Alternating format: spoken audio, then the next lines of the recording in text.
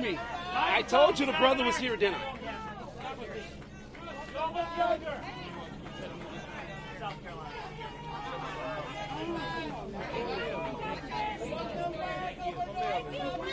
God bless you.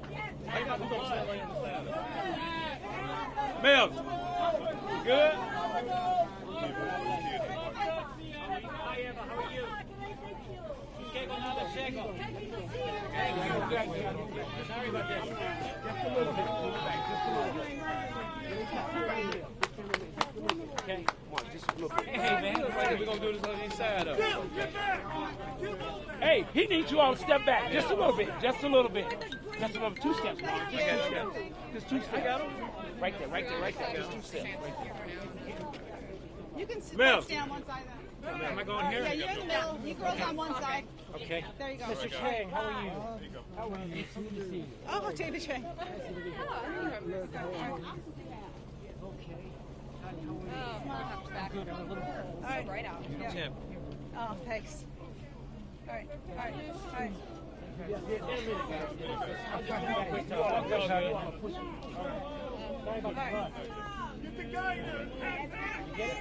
Hey. Oh, hey, Rhonda.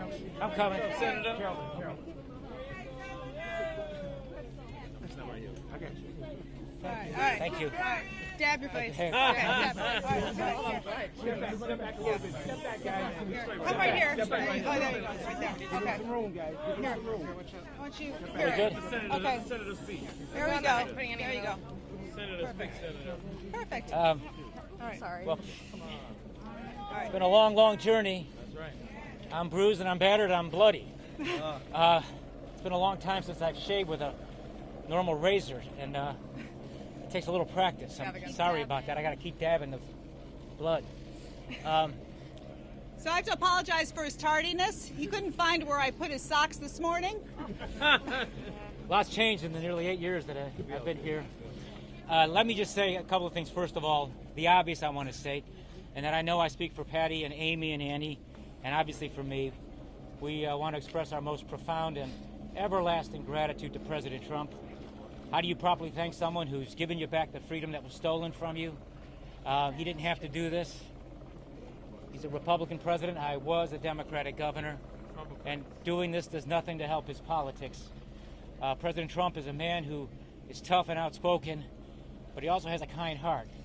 And this is an act of kindness, and I also believe it's the beginning of the process to actually turn an injustice into a justice. Sorry about this blood. All these years away, I never stop reminding myself of the words from a poem. It's called The Gate of the Year. Go out into the darkness and put your hand into the hand of God. That shall be to you better than light and safer than a known way. It's been a long time since I've been home, nearly 8 years, nearly 3,000 days. I suppose a better way to measure how long it's been is through our daughters, Amy and Annie. When I left home so long ago, Amy, our older daughter, was a sophomore in high school. And it'll be 2 years this spring since she's graduated from college, and now just recently, Amy earned a master's degree. And we're very proud of you, sweetheart. Yeah. And Annie, our younger daughter, was 8 years old when I left. She was about this high. Now she's 16, and now she has her driver's license. And she's doing good in school. And she plays the piano, and we're very proud of her, too. Look at you, sweetheart. Look at you. I don't think she likes the attention. My baby's growing up so fast. Again, on behalf of my family, we want to express our profoundest gratitude to President Trump. It's been a long, unhappy journey. These have been hard years for our children. They've been hard years for Patty and for me. I spent my first 32 months in prison, nearly 3 years behind what the inmates call the razor wire, the barbed wire fence. You can't go near that fence. If you do, there are prison guards there armed with machine guns who have the discretion to shoot you. I didn't go near that fence. The buildings behind that fence where the inmates live and sleep are squalid places. They're cold and dark like tombs. There were about 900 inmates there. Drug dealers, cartel members, gangbangers, bank robbers. There were men there who committed murder, con artists, a lot of sex offenders. About 2% of the population were in the so-called white-collar category. For most of my time there, my home was a 6 foot by 8 foot prison cell with 4 cement walls, a big heavy iron door that can shut you in, a small window with bars on it, and a bunk bed. I slept on the top bunk. Often late at night, I would look through that window and past those bars out into the night sky, and I think of home. I think of my children. I think of Patty. Sometimes I could almost feel her near me.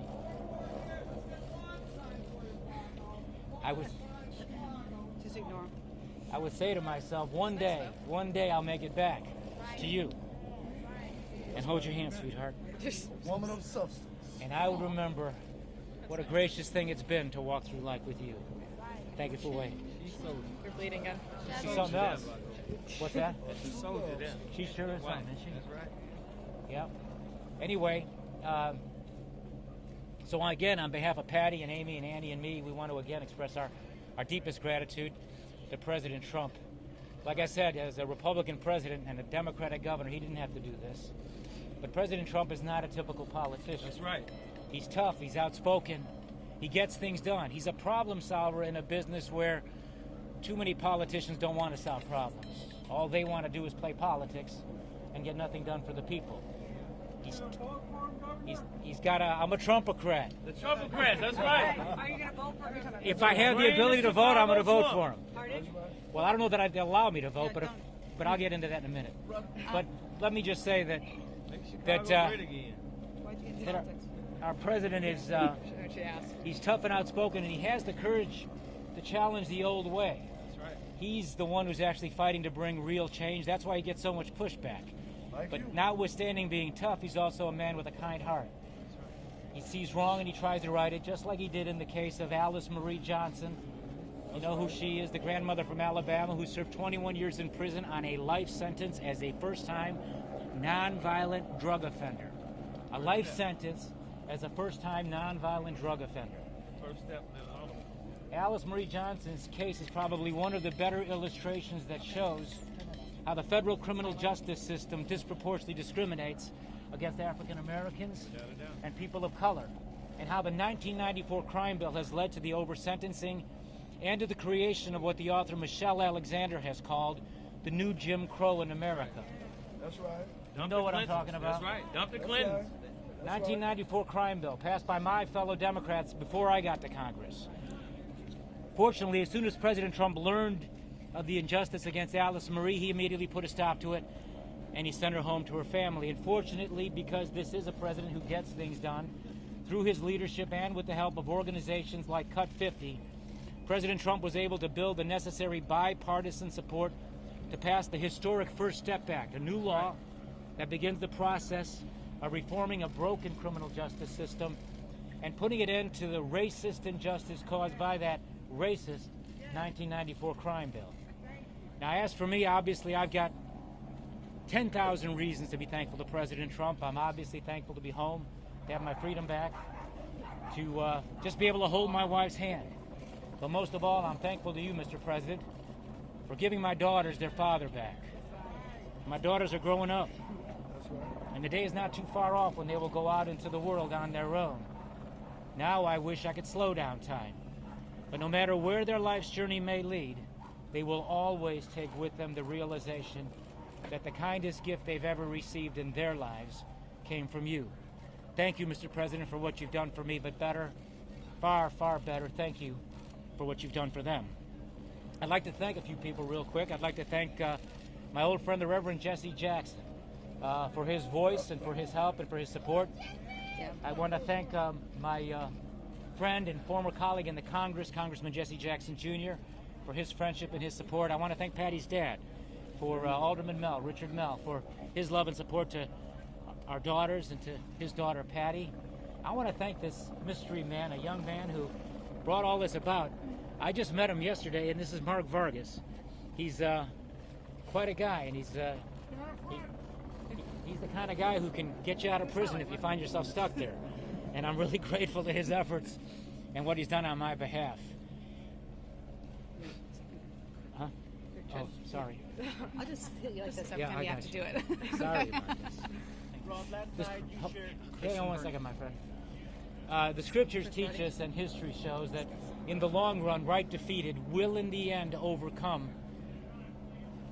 The scriptures teach us, and history shows, that in the long run, right defeated will in the end overcome wrong triumphant. And as Dr. Martin Luther King used to say, truth crushed to earth will one day rise again, because no lie can live forever. I'm returning home today from a long exile, a freed political prisoner. I want to say again to the people of Illinois who twice elected me governor, I didn't let you down. I would have let you down if I gave in to this. But resistance to tyrants is obedience to God. Not long ago, United States Supreme Court Justice Stephen Breyer warned about this. He warned about federal prosecutors bringing criminal charges against government officials for what he described as routine practices. Justice Breyer went on to point out, and I'm quoting him, to give that kind of power to a criminal prosecutor who is virtually uncontrollable is dangerous to our separation of powers. End quote. I've learned the hard way just how dangerous that is. From beginning to end, this was persecution masquerading as prosecution. I got into politics to help people. I didn't get into politics to make money. I didn't get into politics to enrich my family or my friends. I got into politics because I was fortunate to live in the greatest country that's ever existed. My immigrant father fought the Nazis. He spent 4 years in a prisoner of war camp. After that war, he spent 3 years in a refugee camp waiting for the day that one day, the Congress, that one day his youngest son would become a member of, would pass a law called the Displaced Persons Act to allow him and millions of others like him, immigrants from all around the world with long and hard to pronounce last names, to be able to come to America to pursue freedom and opportunity. My dad basically did about 7 years in prison. I got him beat. I've done almost 8. But my dad believed in America. He took the gift of freedom not for granted because he knew what it was like to live under oppression. He didn't go back to his country, Yugoslavia, because it was a communist country where freedom wasn't allowed. So he came here, and he got a job working in a factory. And for most of his life, all of his life, in the United States, my dad was a working man, a factory worker. And my mother was a working mother who worked for the Chicago Transit Authority, passing out the transfers at the subway stations. They never had a chance to live the American dream and own a home of their own, but they worked hard and sacrificed so that their kids can have opportunities they didn't have. This is the American story. And my mother and father lived that. And so I like to think that as governor, what I did was to try to draw on my own life experience and try to take those experiences and turn them into something real to help people. That's why we provided health care to all the kids in Illinois through the All Kids program. Because I saw as a young child a cousin who passed away from leukemia at the age of 12 and didn't have insurance, and his mother and father lost what little they had. We provided free transportation to every one of our senior citizens or for the disabled. Because I remember my father as a senior citizen being proud of a senior citizen discount card he had where he could take the bus for half the price. And we were able to take that and apply that to everybody in the state of Illinois. I wouldn't allow that swamp in Springfield and my fellow Democrats down there who just wanted to raise taxes on the working people to raise their taxes. And so it was always a struggle, a constant battle to try to remember who I was supposed to fight for. And so I hope now, looking to the future, that I can draw from my life experience, particularly those over the last 8 years in prison and 11 years since this all came to us, and do something to try to fight to help people who've been wrongfully incarcerated, or those, and this is probably the rule and not the exception, those who have been over-sentenced, nonviolent offenders who made a mistake, did wrong, but have been sentenced to years in prison that not only destroy their lives and steal from them their futures, but they hurt their children and their family. I saw what they do to families because I saw it happen to my own. And every time I'd go into the visiting room to visit with my family, I'd look around that room and I'd see mothers with their children, and you can tell it was a mother because you can see it in the sadness of her face. I would see fathers with their young children, and you can see the discomfort that the family feels.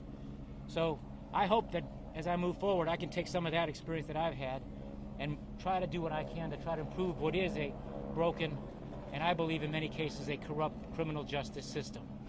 When it comes to crime and punishment in America, the United States incarcerates 6 to 10 times more people than any other industrialized nation in the world. We put more people in jail than China and Russia. Federal prosecutors like to boast about their 97% conviction rate. But doesn't that boast show just how rigged the system is? Unless you're the undefeated boxing champion Floyd Money Mayweather, who else ever wins 97% of the time at anything? He's not even undefeated anymore. Wait, he's lost? No, he hasn't lost. Oh, no, Floyd. No, Floyd Money Mayweather has not been defeated. Don't say that, Patty. You'll probably get a phone call from him. Still called boxing. Everyday people who find themselves caught up in the system have no chance. And many of them recognize the futility in fighting for their rights, so they just give in. And under duress, because they're being threatened with long sentences, they agree to plead guilty to things they didn't do. Unfair and cruel over-sentencing is the rule. It's not the exception. Equal protection under the law doesn't exist.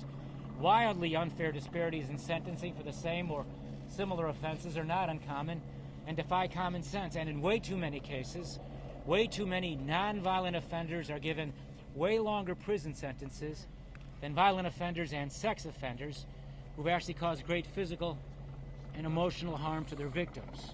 It is a broken criminal justice system, and it has been for a long time. That's right. And it's a racist criminal justice system. But there's hope. And one of the great ironies of history is that so far up till now, in the history of our country, no one has done more or is currently working to do more to fix this broken and racist criminal justice system than President Trump and Jared Kushner. That's right. Hey! One last thing. I'm going to dab this blood again. Am I good? Yeah, just keep doing it. It'll be fine. All right. I just feel them on me. Yeah. I'd like to say something about adversity. And I'd like to direct my remarks to all of my fellow underdogs out there who find themselves up against powerful forces and long odds. To anyone facing hard circumstances, who've suffered loss, are hurting, or who, like me, have hit rock bottom. You may be down. All your hope may seem to have disappeared. The road you have to travel is a long one, and home, that's where you want to be, is so far away you can't even see the flicker of a light at the end of the tunnel. But don't give up. Don't give up. Think of the people you love.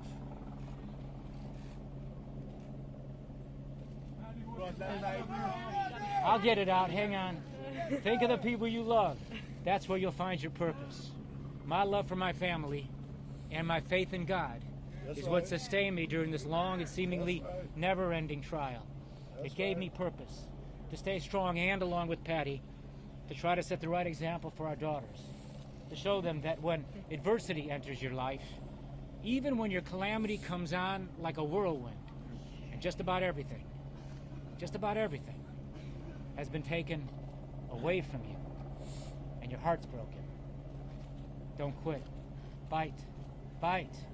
Keep fighting and persevere in storms and through the dark passages, and when you find yourself alone, all alone, in the lonely wilderness. Because it is there in that lonely wilderness where we are tried and tested that we must rise to our circumstances. We must rise above our circumstances and dare to dream. It is not an ending, but a beginning, where out of weakness we are made strong. Every mile I ran, every push-up I did, every book I read, every word I wrote was my way of fighting back, my way of using the time in the wilderness to prepare for a better day. Waiting in the shadows, waiting for justice, waiting and hoping. That's right. So live in faith, hope, and love. Vivir con fe y esperanza y amor. And if you have to, take a stand. And don't be afraid. You're not alone. You never go alone. That's right. It is so often the case that in the sadness of life, we look for God. My faith in Him turned despair into hope and made me strong, trusting that one day, through the grace of God, He would turn darkness into light Come on with it. and lead me home. Thank you. Nothing but the grace. That's right. Chin. Make Chicago great again. Make Chicago great. Back in. What did you do last night? They can pay for the proof. They want to know anything they got. Hey, Patty, let's hear from you. I want to take just one question from us. Can you step back to the microphones, please? Come back to the microphone, please. Governor, they want to ask you some questions. Just a few questions, please. Governor Blagojevich. Governor, yeah, you saw my signs? Governor Blagojevich. Patty, can we talk to you, Paul. Patty? Paul. Governor Paul. Blagojevich. Paul. Governor Blagojevich. Paul. Governor Amy, Governor. He'll be glad to see you. So I got my neighbor. Governor, Would you sign the sign? Amy, you have a question for the governor? Thank you so much. Yes, sir. Amy, How are you? How about those Cubs, huh? Oh, that was beautiful. Governor. Will you sign these signs? Amy wants to ask you one question. Wait, I don't want to touch nothing. No, I'll get back here. Hold the microphone, please. Can you Yeah. come back to the mic? Governor, can we get you? Let me get out. Governor.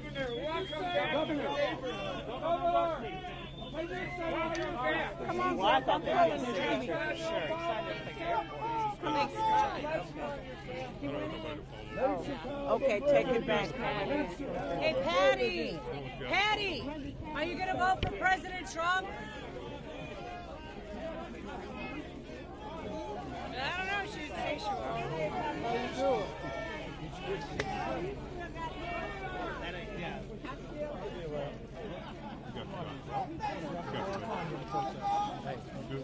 That's right. That's right.